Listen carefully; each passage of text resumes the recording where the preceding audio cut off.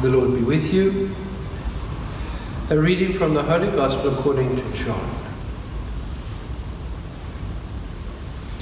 At that time, when they heard the words of Jesus, some of the people said, "This is really the prophet." Others said, "This is the Christ." But some said, "Is the Christ to come from Galilee?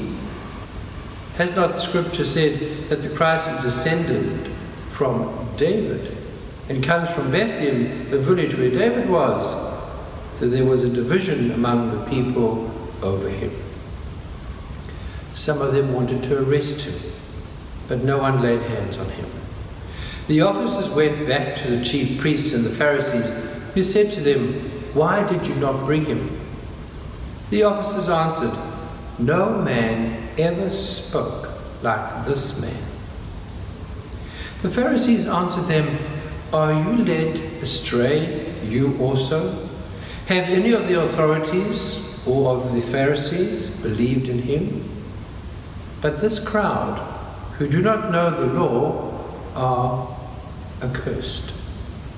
Nicodemus, who had gone to him before, and who was one of them, said to them, "Does our law judge a man without first giving him a hearing and learning what he does?" They replied, "Are you from Galilee too? Search and you will see that no prophet is to rise from Galilee." They went each to his own house. The Gospel of the Lord. Jeremiah is showing us what it's going to be like for Jesus. Jeremiah was called to preach and to teach, and people would not listen to him. And in fact, not only did they not want to listen to him because of what he wanted to say, they were against him. It's a crazy thing, really. If you don't like what somebody is saying, you don't have to harm that person. It's merely their opinion. And if we are wise, we will listen to that opinion and decide for ourselves. So why bother with the killing? Unless there's something that that person is telling us that we need to hear. Same thing with Jesus. He comes and he's talking and he's speaking a truth, but people are hanging on to other prejudices. In this case, the law.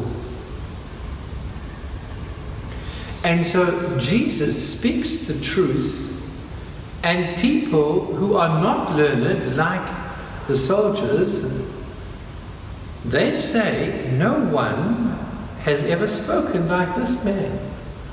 Why? Because when Jesus, as Jeremiah, and even for ourselves, when the truth is spoken, it becomes something so relevant to us that we will not be disturbed, except if we want to keep our own old silly ways. On our second day, in this time of solitude, in solidarity for and with all humanity, we have seen a few crazy things happening. We've seen that people were in long queues, standing close together. They all knew the rule and regulation, but they did not listen. In the report last night, we heard that there were people there who didn't need to be there. They just went out for fun.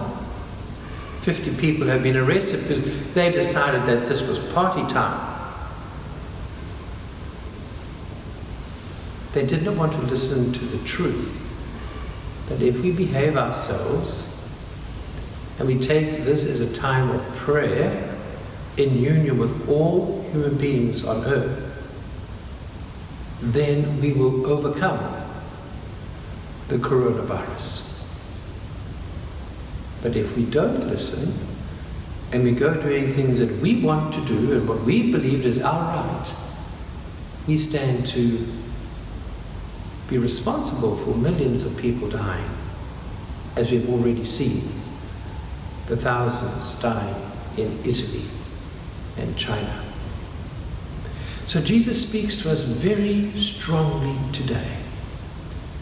And also because you at home are probably getting more quality time, and certainly in days to come, to be with each other than you've ever had before.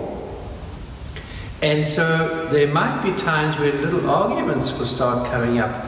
Don't worry about that. Let them come up, but always ask yourself the question, when these tensions arise, what is the truth in this situation?